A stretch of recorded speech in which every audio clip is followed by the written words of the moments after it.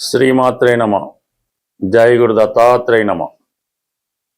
September 2వ తారీఖు నుంచి నవంబర్ 5వ తారీఖు మధ్యలో శుక్రగ్రహం తన స్వక్షేత్రం మరియు మూల త్రికోణ రాశి అయినటువంటి తులారాశిలోకి ప్రవేశించడం జరుగుతుంది. సుమారు 65 రోజుల పాటు, ఎక్కువ రోజుల పాటు సుదీర్ఘంగా తులారాశిలో సంచరించడం జరుగుతుంది.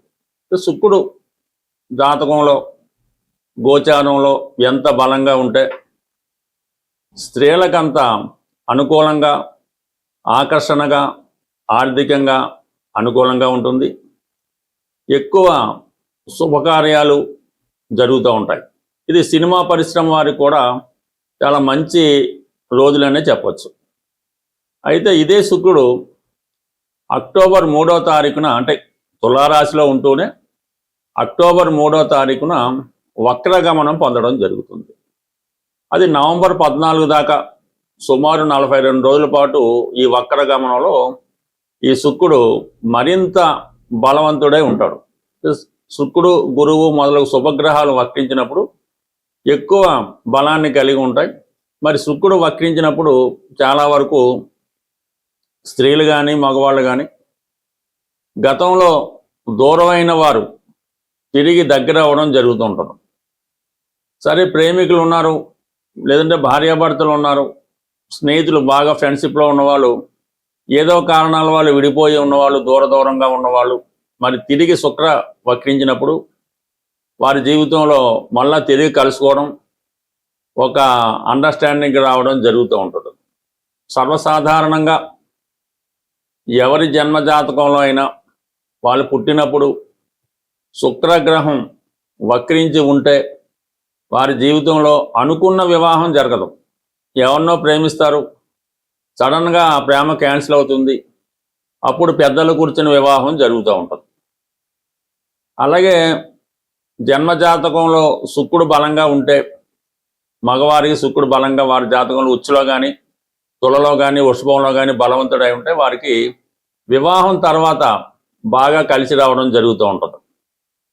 అలాగే వాళ్ళకి స్త్రీ సంతానం కలిగిన తర్వాత బాగా కలిసి రావడం జరుగుతూ ఉంటుంది. అంటే ఎవరికైనా జాతకంలో శుక్రుడు మంచి బలంగా ఉంటే వాళ్ళకి కంపల్సరీగా స్త్రీ సంతానం కలుగుతారు. స్త్రీ సంతానం కలిగిన తర్వాత వాళ్ళ జీవితంలో గొప్ప అదృష్టవంతులుగా మారడం జరుగుతూ ఉంటుంది.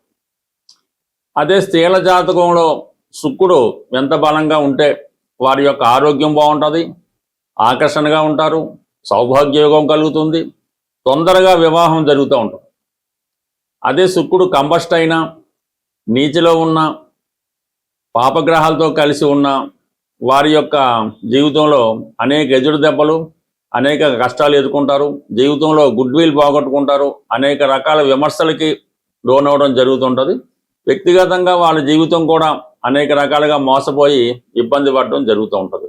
అయితే ప్రస్తుతం మనకి ఈ శుక్రగ్రహం 65 రోజుల పాటు తులారాశిలో సంచరించినప్పుడు మాలవ్య మహాపురుష యోగం అనే యోగం ఏర్పడుతూ ఉంటుంది. అది అందరికీ ఏర్పడదు, కొన్ని రాశుల వారికి ఈ యోగం ఏర్పడుతూ ఉంటుంది. మరి కొంతమందికి ఉచ్చక్షేత్రంలో ఉన్న ఫలితం కూడా రావడం జరుగుతుంటుంది. బట్ ఏంటి, ఏ విధంగా ఈ శుక్రుడు ఏ రాశి వారికి ఎటువంటి ఫలితం ఇవ్వబోతున్నాడు అన్నది మనం వివరంగా తెలుసుకునే ప్రయత్నం చేద్దాం.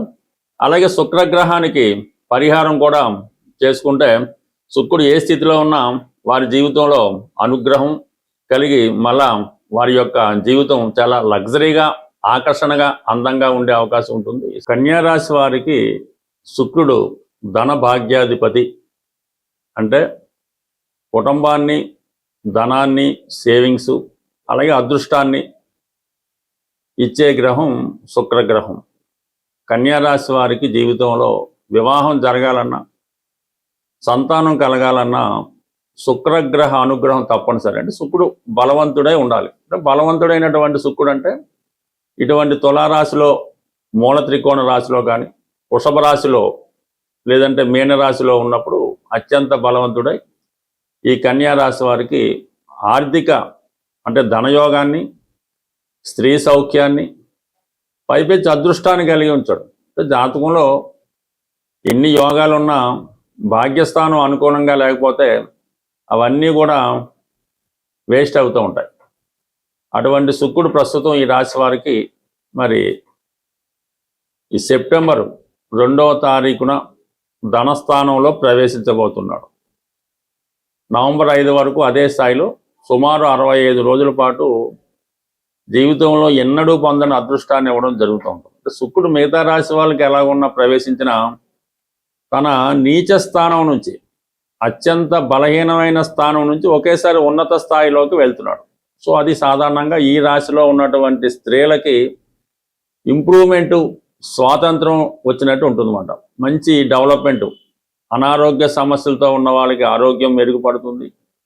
కుటుంబ సమస్యలతో ఇబ్బంది పడుతున్న వాళ్ళంటే భర్తతో విభేదాలు, అత్తగారితో విభేదాలు, బయట వారితో విభేదాలు, చికాకులతో ఉన్నవాళ్ళు ఒకేసారి మీ యొక్క వాల్యూ పెరుగుతుంది, మీ మాటకి విలువ పెరుగుతుంది, స్త్రీలకి ధన సంపాదన పెరుగుతుంది, కుటుంబ సభ్యులందరూ కూడా సహకరిస్తూ ఉంటారు. ఈ విధంగా మరి కన్యా రాశిలో జన్మించినటువంటి స్త్రీలకి ఇటువంటి సౌఖ్యం లభిస్తూ ఉంటుంది.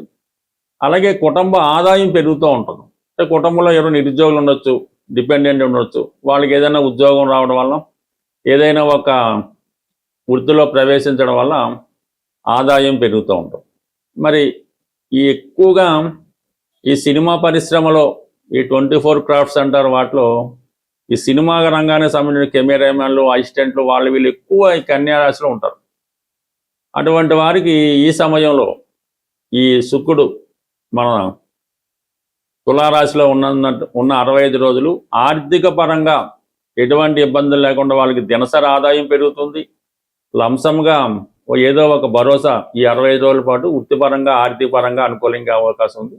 అలాగే ఏదన్నా మీకు కొత్త అవకాశాలు, చిన్న చిన్న యాక్టర్లకు కూడా గొప్ప గొప్ప అవకాశాలు కూడా రావడం జరుగుతుంది. ఇంకా భాగ్యాధిపతిగా ఎవరైతే దీర్ఘకాలంగా ఒక పుణ్యక్షేత్రాన్ని దర్శించాలనే మీ ఆలోచన, అంటే విమానం ద్వారా లగ్జరీగా వెళ్ళి అక్కడ ఉన్నటువంటి దర్శించుకొని దేవతని, శ్రీదేవతని దర్శించుకొని వచ్చే విధంగా, అలాగే మరి విదేశ ప్రయాణాలు లాంటివి ఏవైనా మీకు ఏదైనా వృత్తిరీత్యా అవ్వచ్చు, అనారోగ్య కారణాల వల్ల అవ్వచ్చు, ఉద్యోగపరంగా అయినా సరే ఒక విదేశ పర్యటన లాంటిది రావడం జరుగుతుంటుంది. బట్ ఏదైనా ఈ కన్యా రాశి వారికి మీ యొక్క ఆర్థిక సమస్యలు, వృత్తిపరమైన సమస్యలు ఎదురవుతూ ఉంటాయి. అక్టోబర్ 3 నుంచి నవంబర్ 14 మధ్యలో శుక్రగ్రహం వక్రగమనం పొందుతుంది. ఈ వక్రగమనంలో కొన్ని రోజులు మళ్ళా కన్యా రాశిలోకి శుక్రుడు ప్రవేశించడం జరుగుతుంటుంది. బట్ ఏదైనా ఆ సమయంలో మీరెవరైతే ప్రేమలో ఉండి పరస్పరం వివాహం కోసం ఎదురు చూస్తున్నారో వాళ్ళ యొక్క ప్రేమ ఫెయిల్యూర్ అయ్యే అవకాశం ఉంది. ఇప్పుడు అక్టోబర్ 3 నుంచి నవంబర్ 14 మధ్యలో. అలాగే ఎవరైనా ప్రేమికులు ఉండి వివాహం కొరకు ఎదురు చూస్తుంటే మరి ముందుగానే మీరు వివాహం చేసుకుంటే మంచిది, లేని పక్షంలో కొన్ని ఇబ్బందులు కలిగే అవకాశం ఉంది. బట్ ఏదైనా కన్యా రాశి వారు చాలా అదృష్టవంతులు.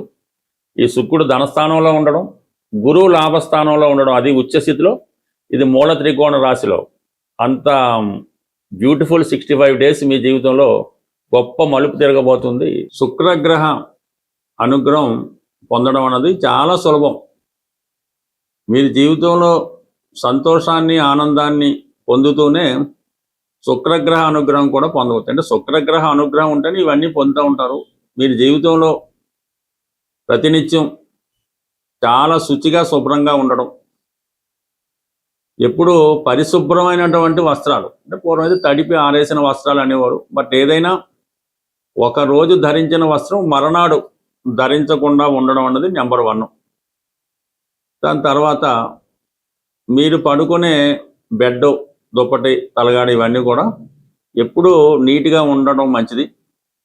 అవి వీలైనంత తొందరగా మారుస్తూ ఉంటే మీకు ఇటువంటి శుక్రగ్రహ అనుగ్రహం లభిస్తుంది. దాని తర్వాత ఆహార విషయంలో కూడా, అంటే ఎక్కువగా తీపి పదార్థాలకి శుక్రుడు కారణం అవుతూ ఉంటాడు.